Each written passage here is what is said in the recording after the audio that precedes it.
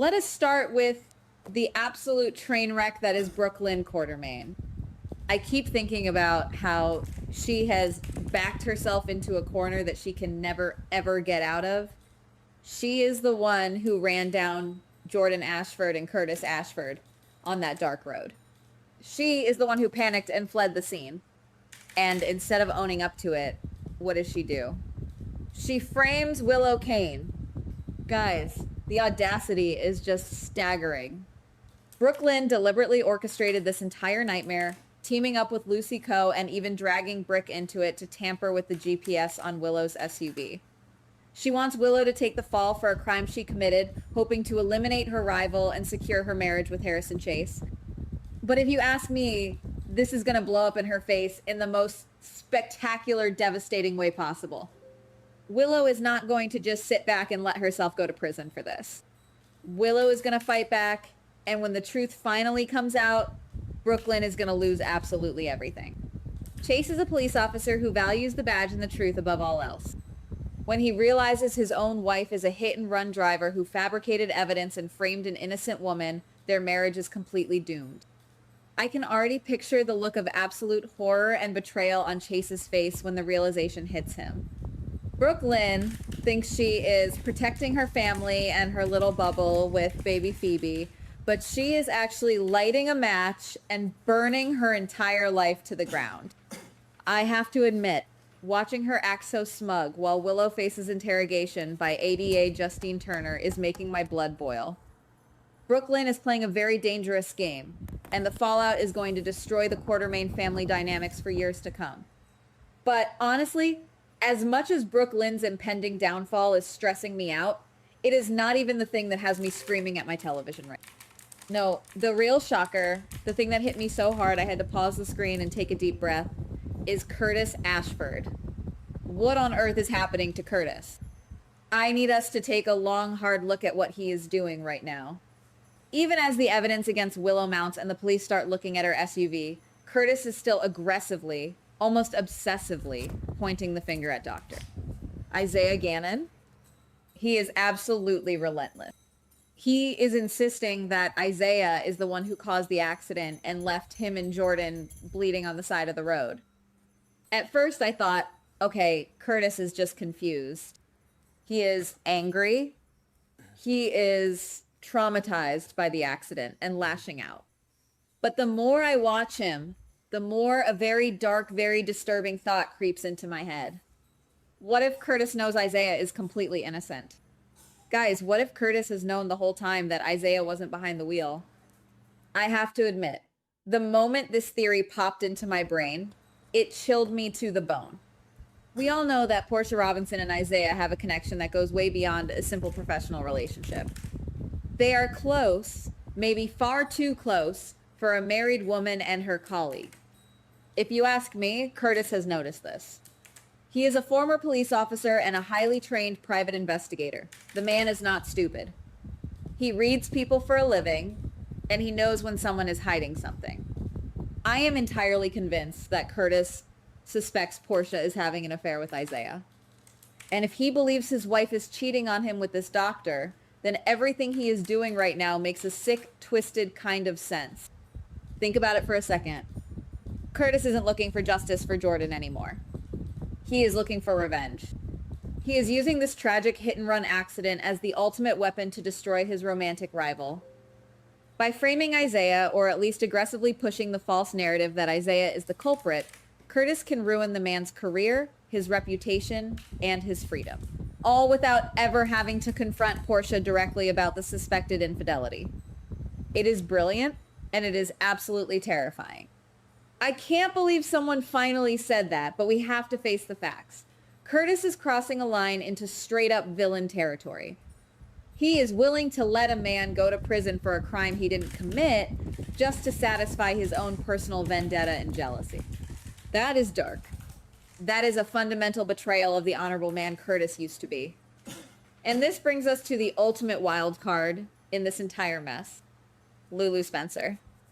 Guys, Lulu holds the key to blowing this entire thing wide open. We know, as the audience, that Isaiah has a rock-solid alibi for the night of the accident. Why? Because he was at Lulu's house. He was there for hours, secretly treating Rocco Falconeri after the kid got shot. Isaiah was cleaning the wound, stitching Rocco up, and monitoring his vitals, all while Jordan and Curtis were getting run off the road miles away. The timeline simply does not match up. Isaiah could not possibly have been the driver. Lulu knows this. She is the one person in Port Charles who can walk into the PCPD, give her official statement, and completely clear Isaiah's name, ending Curtis's witch hunt once and for all. This is where I am pulling my hair out in frustration. I love this storyline because the dramatic irony is just delicious. We know the truth, but the characters are all operating in the dark, colliding with each other in the most destructive ways possible. But something still bothers me so much. I hate seeing innocent people suffer.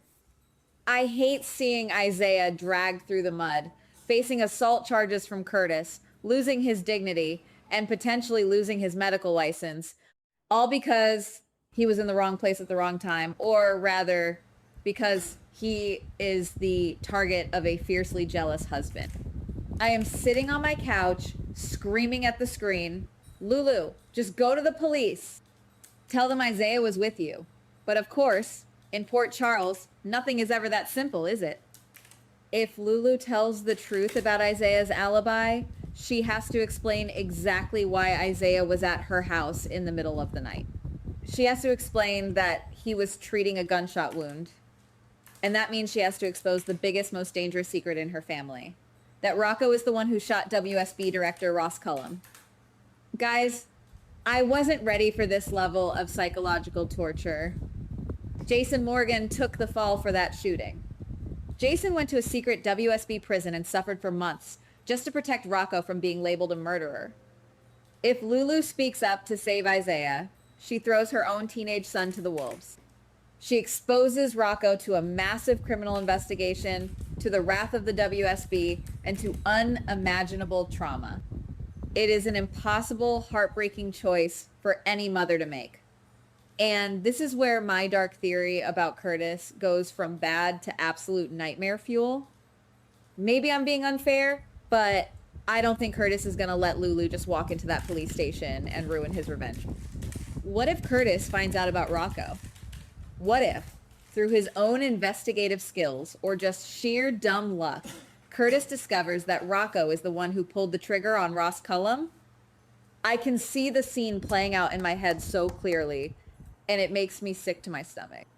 Lulu is on her way to the PCPD, her conscience finally forcing her to clear Isaiah's name, despite the risk. And suddenly, Curtis steps out of the shadows and blocks her path, holding all the cards. I understand why Curtis is hurting. I understand the agonizing pain of suspected betrayal and the anger of being left for dead on the side of the road. But I still think that what he is about to do is completely irredeemable. I can picture Curtis looking Lulu dead in the eye with a chilling coldness we have never seen from him before, and delivering a devastating ultimatum. He tells her that if she walks through those doors and gives Isaiah an alibi, he will immediately go to the authorities and tell them exactly who killed Ross Cullum. He will trade Isaiah's freedom for Rocco's future. He will blackmail a desperate mother with the life of her child, all to ensure that his rival goes down in flame. This is where I am completely torn apart as a fan. Part of me wants to believe that Curtis is still a good man deep down. Part of me wants to believe that he would never stoop so low as to use a child, to use Rocco Falconeri as leverage in a petty, vindictive revenge scheme against his wife's suspected lover. I want to believe that the Honorable Curtis we have known and loved for years is still in there somewhere, buried under the grief and the anger of the accident. I want to believe he will wake up, look in the mirror, and realize the absolute monster he is becoming before it is too late. But another part of me thinks maybe he is already gone.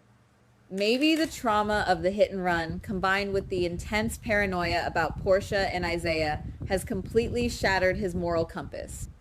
I honestly can't decide if I want to see him redeemed or if I want to watch him fully embrace this villainy.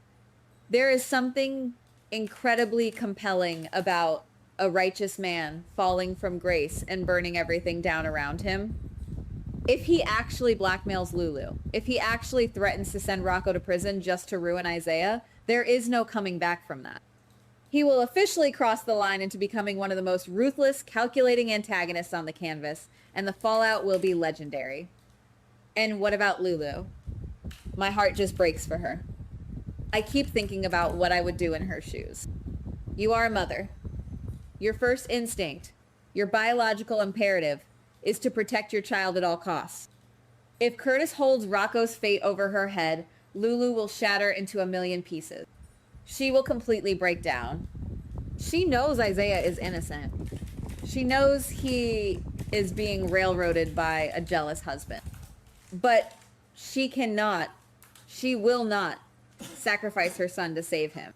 She will be forced to swallow her guilt, turn around, and walk away from that police station in silence. She will have to live with the agonizing knowledge that she let an innocent man be destroyed because she was blackmailed by a man who has lost his soul. Guys, this storyline is an absolute masterpiece of emotional devastation. We are watching the birth of a terrifying new villain in Curtis Ashford, the tragic, suffocating trapping of Lulu Spencer, and the impending explosive implosion of Brooklyn Quartermain's life. I am so emotionally invested in this that I can barely sleep at night. The stakes have never felt this personal, this raw, and this incredibly dark. Am I the only one feeling this way? Am I the only one who thinks Curtis is fully aware of what he is doing and is just using this accident as a weapon of mass destruction? Do you guys think Lulu will actually cave to the blackmail to protect Rocco, or will she find some miraculous way to outsmart Curtis? Maybe it's just me, but I feel like we are standing on the edge of a massive cliff, and someone is about to get pushed into the abyss. Guys, what do you think? Let me know in the comments because I desperately need to talk about this. Goodbye. Please like, subscribe, and comment on the GH Spoilers Daily channel.